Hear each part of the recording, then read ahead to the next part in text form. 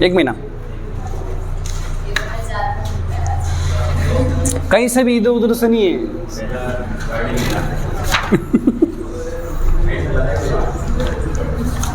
क्या करें? चलो स्टूडेंट देखो, आज क्वेश्चंस करना है ना। आज लास्ट क्लास में क्या पढ़ा था बताइए एक बार आप सभी। सतीश जी बताइए क्या पढ़ा था लास्ट क्लास में। बहुत जल्दी भूल जाते हैं बच्चे। Accounting treatment of share issue, ये थोड़ी पढ़ा था मैंने पहले। इससे पहले कुछ और पढ़ा था भाई अपन ने, शेयर कैपिटल। शेयर कैपिटल में कितने हैं भाई? 5। सबसे पहला क्या है? Authorise share capital. सेकंड क्या है? Issued capital. फिर तीसरा क्या है? Subscribed capital. फिर paid up capital, called up capital, फिर paid up capital. Authorise share capital का मीनिंग जो रजिस्टर करते समय जो कैपिटल लिखी जाती है, शेयर्स लिखे जाते हैं, वो ऑथराइज शेयर कैपिटल है। इशूड कैपिटल जो मार्केट में हम इशू करेंगे जितने की हमको रिक्वायरमेंट है। फिर सब्सक्राइब कैपिटल के कितने की एप्लीकेशंस आती है। तो इसमें 3 बातें बताई थी, एक तो एग्जिट, एक तो ओवर, और एक क्या है? अंडर। मिनिमम परसेंटेज 90, शाबाश 90% है। फिर अगला उसके बाद हमने पढ़ा था भाई accounting treatment of share, issue of shares. तो इशू ऑफ शेयर्स के अकाउंटिंग ट्रीटमेंट कितने होते हैं? 2। तो इशू ऑफ शेयर्स के पहला क्या था कि अकाउंटिंग ट्रीटमेंट करना है अदर देन कैश। क्या करना है? Other than cash. एक तो था कि फंड कलेक्ट करना है आपको, फंड रेज करना है अपनी कंपनी का, तो वो तो बाद में देखेंगे। लेकिन हम क्या करते हैं कि हमने किसी से असेट्स परचेस करी, तो असेट्स परचेस करी तो हमारे पास अभी क्या नहीं है देने के लिए? कैश। तो हमने उसको क्या कर दिए? शेयर इशू कर दिए। तो कुल मिला के वो प्रॉपर्टी हो गई ना उसके पास। जैसे होता है ना बार्टर सिस्टम कहते हैं, लाइक एक तरह से हम लोग वस्तु के बदले वस्तु। क्लियर है क्या आपको ये चीज़? चलो थोड़ा ध्यान से समझना आप सभी। अब चैप्टर नंबर 5 के प्रैक्टिकल कंसेप्ट देखने लगेंगे। और जो ऑनलाइन वाले हैं मैं आपको पहले ही बता दूं, 2 क्लास तो चलो ठीक है लेक्चर है, लेकिन ये आपके पास है ना, ये क्या होना चाहिए? बाकायदा सारे क्या होने चाहिए? प्रिंट आउट होने चाहिए। ठीक है, इसके बिना फिर नहीं होगा आप सभी। तो PDF भेज दूंगा मैं आप सबको, तो वहाँ से आप प्रिंट आउट करा लेना नॉर्मली। चलो देखो, जल एंट्री बताओ मेरी। कौन सी एंट्री बताने के लिए बोला था? कल क्या पढ़ाया? हाँ, उसके ऊपर भी है issue of shares other than cash. पहला असेट्स परचेस करो, तो असेट्स अकाउंट या टू वेंडर, टू कैश और टू बैंक। और रिमेनिंग अमाउंट है तो वेंडर अकाउंट यार, और 2 में या तो एट पार पे होगा तो शेयर कैपिटल, और अगर प्रीमियम पे होगा तो टू सिक्योरिटी प्रीमियम। और एवरी केस में नंबर ऑफ इक्विटी शेयर क्या करने हैं आपको? कैलकुलेट। कैसे कैलकुलेट करेंगे कि जितनी भी ड्यू अमाउंट है, पेबल अमाउंट है, उसके डिवाइड में क्या कर देना है? Face value. और अगर प्रीमियम पे होता है तो फेस वैल्यू प्लस प्रीमियम। अब भाई बहुत ज़्यादा नेसेसरी है, ध्यान रखिए आप, है ना। चलो अब देखो क्वेश्चन नंबर करते हैं 1। RVB limited purchased a machine worth rupees, page number है ना 13 है, 13 पेज नंबर है। Purchased a machine worth rupees 6 lakh from Bikaner limited. अब सुनना मेरी बात, RVB लिमिटेड ने एक मशीन परचेस करी। हम क्या है भाई? RVB लिमिटेड, हमने एक मशीन परचेस करी है। किससे? कल समझाया था ना मैंने आपको, इनेक्ट करके, बीकानेर लिमिटेड से। तो हमारे लिए वेंडर कौन हो गया? बीकानेर लिमिटेड, क्योंकि फ्रॉम है ना। तो क्वेश्चन नंबर 1, तो फर्स्ट एंट्री यहां लिखोगे मशीनरी अकाउंट यार 2 बीकानेर लिमिटेड। कितने रुपए हैं? 6 लाख। ठीक है। And issued equity shares, and issued equity share, बोल रिकॉर्डिंग कर रहे हैं। And issued equity shares of 10 rupees each fully paid in satisfaction of payment, मतलब पूरे के पूरे क्या कर दिए इन्होंने, शेयर इशू कर दिए, मतलब एक्स्ट्रा अमाउंट नहीं दी, इसलिए यहाँ पर टू कैश और टू बैंक नहीं आया। क्लियर है क्या आपको? तो सेकेंड एंट्री क्या होगी आपकी, क्या लिखा हुआ है कि आपने पूरे के पूरे 10 रुपये। हाँ आगे देखो, give the journal entries in the books of RVB limited if shares are issued, first point at par और सेकंड पॉइंट क्या है, एट 20%। इसका मतलब इन्होंने दोनों ही केस पूछ लिए अपन से, तो ध्यान से समझना। फर्स्ट केस क्या बोला इन्होंने, एट पार। तो बीकानेर लिमिटेड को मुझे पेमेंट करना है, बस इस बात का ध्यान रखें, मेरे पास ना ही तो कैश है ना ही चेक है, तो मैंने क्या दे दिए, मेरे शेयर्स दे दिए। तो सीधा सीधा यहाँ लिखोगे बीकानेर लिमिटेड अकाउंट डीआर, और 2 में लिखेंगे, देखो शेयर कैपिटल में इक्विटी शेयर्स है या फिर शेयर्स है, इक्विटी शेयर्स है, तो इक्विटी शेयर्स लिखने हैं प्रॉपर, तो इक्विटी शेयर्स कैपिटल। अब ध्यान रखें, आपको है ना एक सिंपल सा वे बताता हूँ, और वो नहीं करोगे तो बहुत दिक्कत हो जाएगी। देखो यहाँ मल्टीप्लाई करना है, फेस वैल्यू कितने रुपए है मेरी, तो ये बताओ 10 रुपीज़, ठीक है। हाँ मेरी फेस वैल्यू है 10 रुपीज़, देखना तो एक शेयर की वैल्यू 10 रुपये, तो कहाँ उसको हमेशा क्या लिखना है, कैपिटल में लिखना है। कहाँ लिखना है उसको, कैपिटल में। अब क्या करना है, मैंने आपको क्या बोला कि मुझे क्या करना है, number of equity share calculate करना है ना, तो इसके लिए पहला पॉइंट, एट पार के केस में number of equity share calculate कैसे करते हैं कि ड्यू पेमेंट कितना है, 6 लाख, और डिवाइड में एक शेयर की वैल्यू कितने है, 10, तो कितने हो गए, तो 60,000 इक्विटी शेयर्स हो गए। ऐसा क्यों किया, सर्कल आपने बता तो दिया कि number of equity share calculate करने, बट रीज़न चाहिए। अब रीज़न ये है कि 10 रुपये वाले शेयर, लेकिन कितने, अरे वो नंबरिंग में तो होनी चाहिए ना कि कितने शेयर इशू कर रहे हैं, कि वो कितने शेयर्स का मालिक है, ऑनरशिप कितने शेयर्स की रखता है, तो यहाँ रखूंगा 60,000, तो 60,000 मल्टीप्लाई बाय 10 कितना हुआ, 6 लाख। और ये तो वैसे भी जितने से क्रेडिट था उतने से ही क्या होगा, डेबिट होगा। अब आपको और कि सर इसकी जरूरत ही क्या थी, मुझे तो वैसे भी दिख रहा है कि यहाँ कितना लिखना है, ये नहीं भी करते तो भी कितना आता, 6 लाख। आप कारण बताते हैं। अगला वाला केस, अब दिक्कत आएगी, ऐड क्या है, प्रीमियम, समझ गए आप लोग। अब प्रीमियम के केस में एंट्री बीकानेर लिमिटेड अकाउंट दिया, और 2 में तो इक्विटी शेयर कैपिटल होना ही था, और 2 सिक्योरिटी प्रीमियम। बताओ इसको तो किससे करना है, हमेशा फेस वैल्यू से, और प्रीमियम कितना परसेंट है, 20%। तो इसी फेस वैल्यू का 10 रुपये का 20% 2 रुपये, तो मल्टीप्लाई क्या करोगे, 2। अब फंस गए ना, यहाँ तो आप क्या लिख दोगे,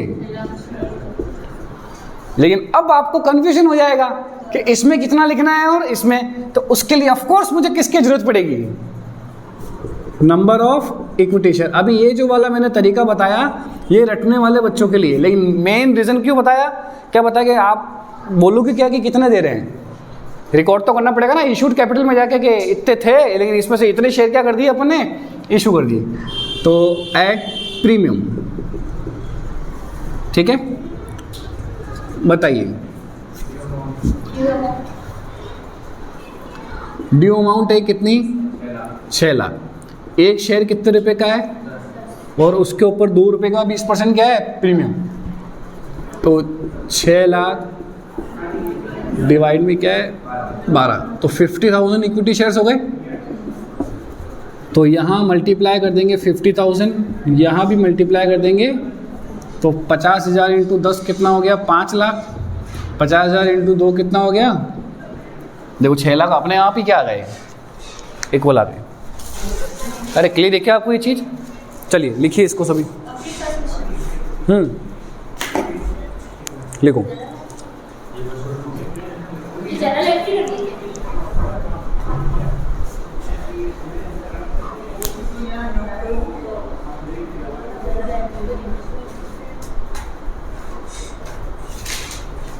इकोनॉमी की अलग तरह इस बार पेपर बेकार हुआ, पेपर बहुत टफ आया इकोनॉमिक्स। टफ तो क्या, अजीब सा आया।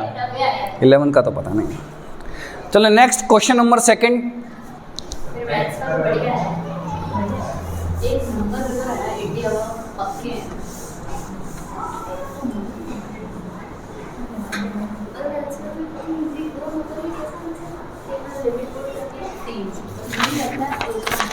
देखो, Satish limited purchased a machinery of ₹10 lakh and furniture of ₹5 lakh from Mona limited. तो मोना लिमिटेड से हमने 2 असेट्स खरीदी, तो कोई बात नहीं, दोनों डेबिट हो जाएगी, ठीक है।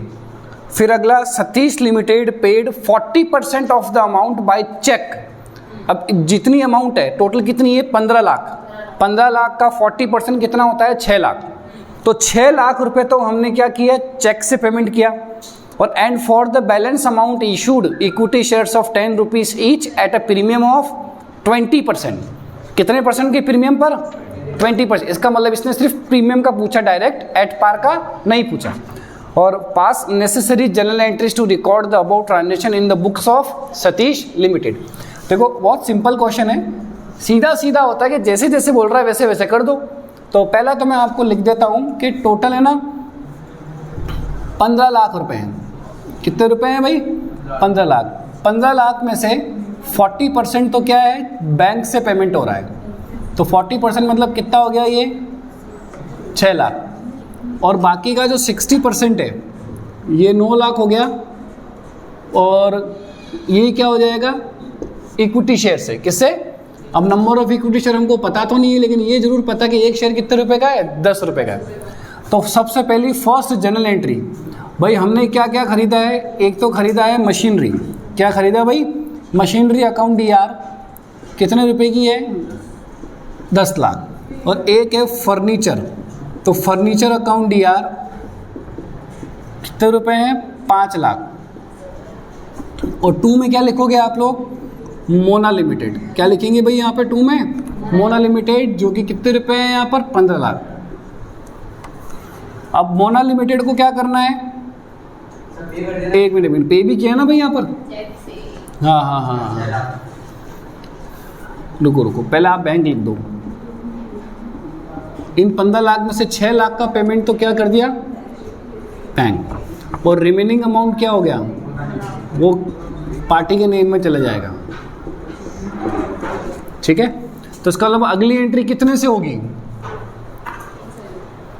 9 लाख से होगी। अरे कितने से होगी, कॉमन सेंस है, कितने रुपए मांगते हैं हम, 9 लाख। तो 9 लाख से ही एंट्री होगी। 9 लाख रुपए के लिए ही शेयर इशू किया है। अभी देखो मैं आपको सीखने वाली चीज़ें भी बताता हूँ कि कहाँ कहाँ मैंने वर्ड यूज़ लिए। तो इक्विटी शेयर कैपिटल और सिक्योरिटी प्रीमियम, यहाँ पर तो कंफर्म क्या है, 9 लाख। एक शेयर की वैल्यू कितने रुपए, 10, और प्रीमियम 2 रुपए। लेकिन ये आप कैलकुलेट कैसे करें, तो इसके लिए क्या कैलकुलेट करना पड़ेगा, नंबर ऑफ इक्विटी शेयर्स, तो ड्यू अमाउंट। अब वो ड्यू अमाउंट वर्ड क्यों लिखा पता है, अगर मैं नहीं लिखूँ ना, मैं ड्यू अमाउंट नहीं लिखूँ, केवल लिख दो अमाउंट, तो आप क्या लिख दोगे पता है, 15 लाख ही लिख दोगे। नहीं सर, हम बहुत थैंक्स। चलो क्लियर क्या होगा। तो ये 9 लाख रुपए है, तो ड्यू अमाउंट तो 9 लाख ही है, क्योंकि 6 लाख तो दे दिया। और डिवाइड में 10 प्लस क्या है 2, तो 9 लाख डिवाइड बाय 12।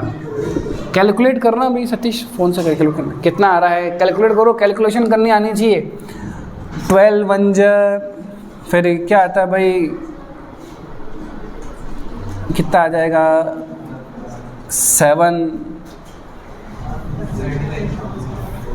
ये 7 आ जाएगा, 75,000 आ रहा है। हाँ, तो 75,000 इक्विटी शेयर्स हो गए। तो यहाँ लिखोगे भाई 75,000। तो देखो भाई सिंपल सा जादू है, 75,000 मल्टीप्लाई बाई 10, तो 7,50,000। DR CR हमेशा एक दूसरे के इक्वल होने चाहिए ना। और 75,000 मल्टीप्लाई बाई 2, तो 1,50,000। तो टोटल कितने हो गए, 9 लाख ऑटोमेटिकली हो गए। एक और क्वेश्चन करवा दूँ क्या, ऐसा हाथों हाथ ही। चलो एक और क्वेश्चन कर देते हैं। क्वेश्चन नंबर 3 निकालो। हाथों हाथी हो जाएगा भाई, ऐसे लेके नहीं बैठे रहे हैं फिर। Keshav limited purchased a machine of ₹6 lakh from Kamal limited. Kamal से हमने क्या किया, 6 लाख रुपए की एक मशीन खरीदी। 50% of the amount 50% of the payment was made by cheque. 50% payment तो अपन ने क्या कर दिया, cheque. And for the remaining the company issued equity shares of ₹10 each at a premium of 20%। Give necessary journal entry in the books of Keshav limited for the above transaction. तो ऐसा कुछ कहा नया नहीं है, लेकिन बस प्रैक्टिस क्वेश्चन हो गई, एक तरह से समझ लो कि 6 लाख है तो 50% तो बैंक से पेमेंट हो गया जो कि 3 लाख है, और रिमेनिंग 50% आप लिख लो, साथ साथ लिख लो, तो कुछ नया है ही नहीं ना इसमें, लिख लीजिए आप सभी। वो 50% के लिए हमने इक्विटी शेयर इशू कर दिए। तो फर्स्ट एंट्री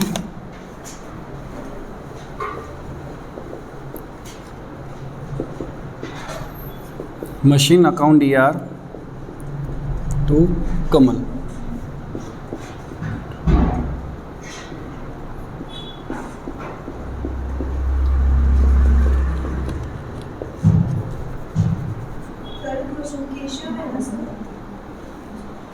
हाँ बट खरीद तो हम कमल से रहे ना, वेंडर तो हमारा वही होगा।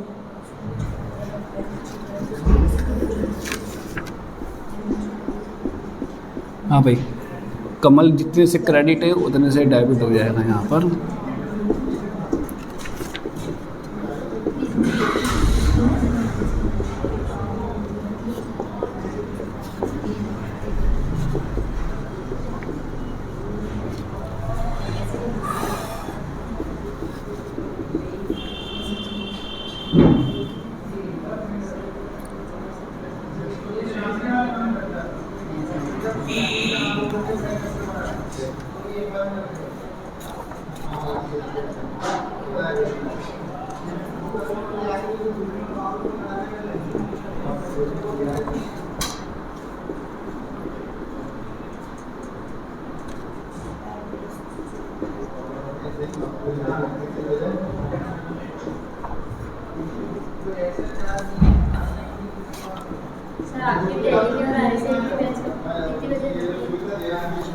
बताता हूँ। 3 लाख डिवाइड बाई 12 करोगे तो यहाँ पर 25,000 आ रहा आपका, है ना।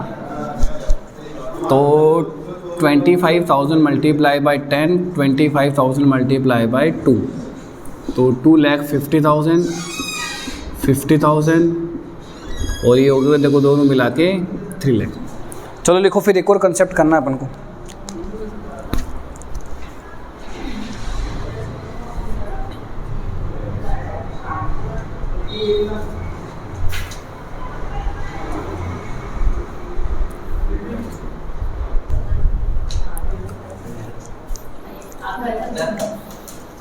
क्यों?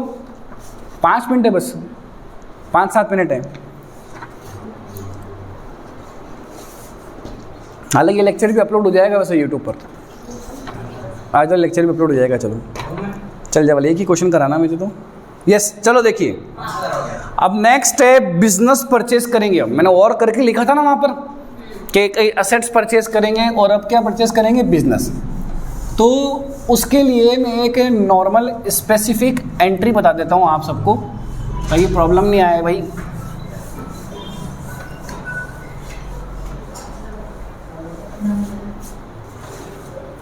देखिए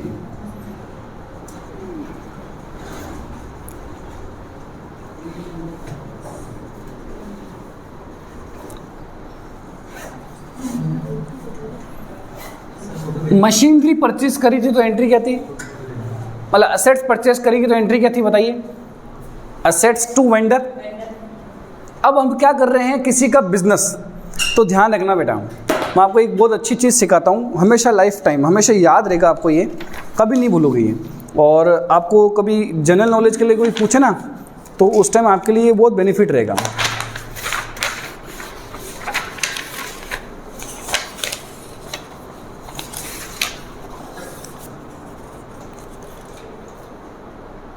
देखिए जैसे एक ये बैलेंस शीट है, क्या है, यही बिजनेस होता है।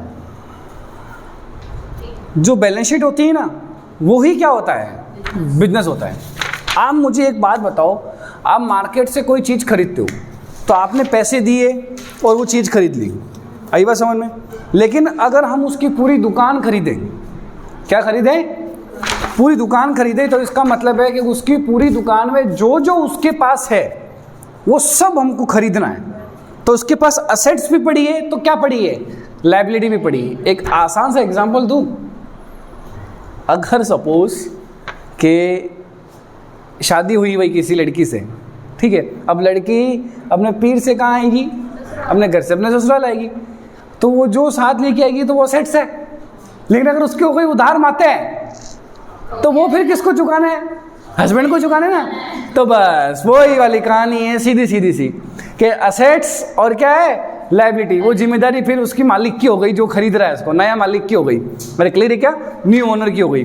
तो इसका मतलब होता है कि फर्स्ट एंट्री एकदम सिंपल, कि आप असेट्स परचेज कर रहे हो और साथ साथ उसकी लायबिलिटी भी क्या कर रहे हो, तो दोनों परचेज करने से वो क्या बन गया, बिजनेस बन गया।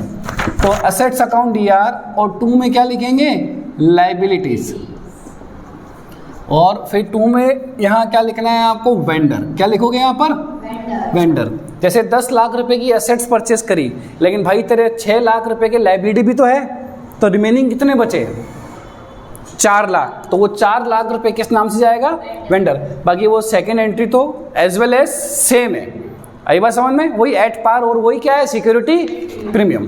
तो यहाँ पर सेकेंड लिख देता हूँ, एज वेल एज। अरे क्लियर है क्या आपको। चलो अब नेक्स्ट यहाँ करना है, इसकी नरेशन लिख दो, being business purchase.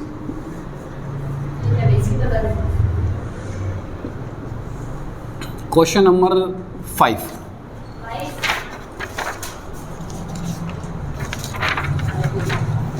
Beawar limited issued, ओ ब्यावर का नाम आ गया भाई, ब्यावर लिमिटेड इशूड 20,005 नहीं सॉरी 4 है क्या, राधिका ध्यान नहीं है पढ़ाई में जरा।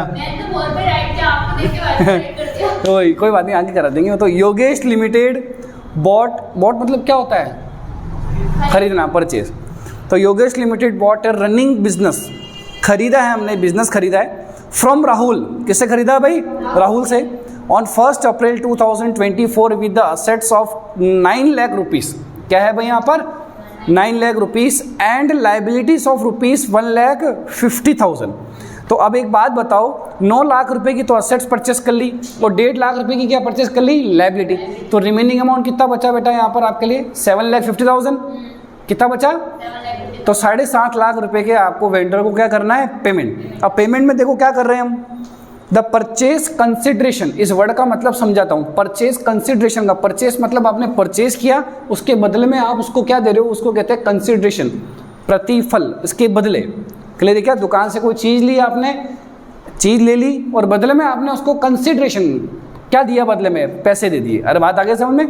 तो हम यहाँ पर क्या दे रहे हैं इसको, the purchase consideration was paid to Rahul. ठीक है, जो खरीदा उसके बदले में हम राहुल को पे कर रहे हैं। सिंपल सा हिंदी भी नहीं है, क्लियर है। On 1 May 2024 by the issue of shares ₹100 each. इस बार शेयर की प्राइस कितने रुपए, तो हमको क्या दिक्कत है भाई, 100 रुपये हो, 10 रुपये, कितने भी हो। Give necessary journal entry in the books of Yogesh limited if shares are issued at par at 20%। इसमें तो इक्विटी या प्रेफरेंस दिया है। वेरी गुड, तो शेयर्स लिख देंगे। चलो फर्स्ट एंट्री बताइए, असेट्स कितने की थी, 9 लाख रुपीस की। लाइबिलिटीज 1,50,000। तो रिमेनिंग अमाउंट कहाँ चले जाएगा, वेंडर में चला जाएगा।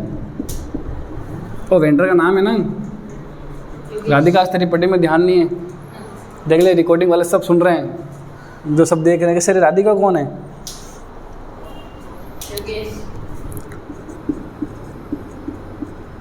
योगेश लिमिटेड 7,50,000। सेकेंड एंट्री बताओ। सेकेंड एंट्री में 2 केस हैं। सबसे पहला वाला केस बताइए, एट पार। तो योगेश लिमिटेड 2 क्या करोगे, शेयर कैपिटल।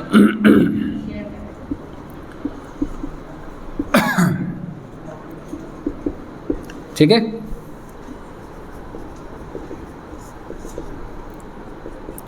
पहला एट पार है,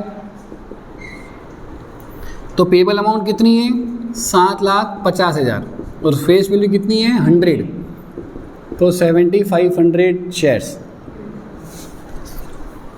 और ये तो फिक्स है कितने रुपए से,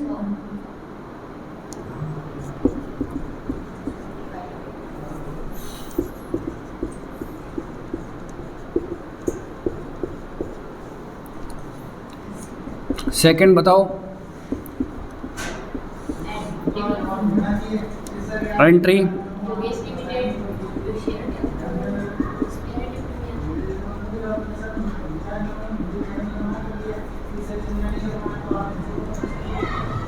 ये तो 7,50,000 ही होगा, और 2 में क्या आ जाएगा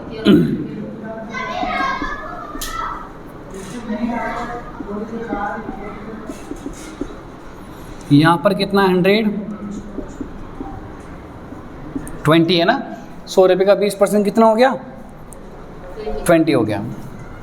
चलो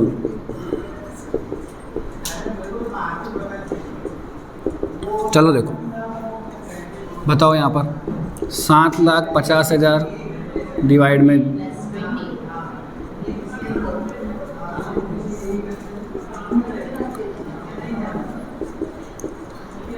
करना सतीश,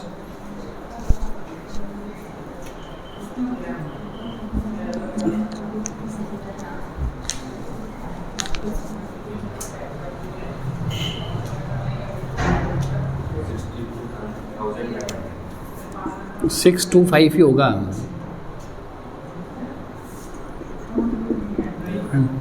नहीं 62,500 देख लो। 100 रुपये के हिसाब से 75। अच्छा चलो आ गया ना। तो ये देखो 6,250 6,250 6,250 मल्टीप्लाई बाय 100 तो 6,25,000। और ये कितना आएगा 20 से मल्टीप्लाई करना, कितना आएगा ये 1,25,000 आएगा।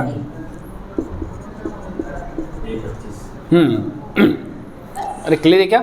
चलो तो ये आपका अदर देन कैश वाला टॉपिक क्या हो गया कंप्लीट। ठीक है, अभी आपको एनसीईआरटी से क्वेश्चन होमवर्क देता हूँ मैं ना, वो करके लाइएगा आप सभी, इससे से रिलेटेड। तो ऐसे ही डबल प्रैक्टिस होगी आपकी, समझ गए।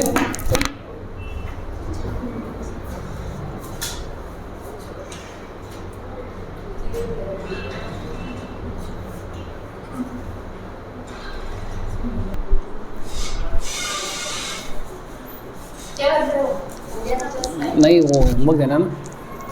चलो होमवर्क लिखो भाई। होमवर्क है आप सबका एनसीईआरटी बुक का है ना, आपकी जो एनसीईआरटी बुक है बाय गवर्नमेंट, तो उस बुक का आपको इलिस्ट्रेशन करना है 9, क्वेश्चन नंबर 9 और 10, समझ गए।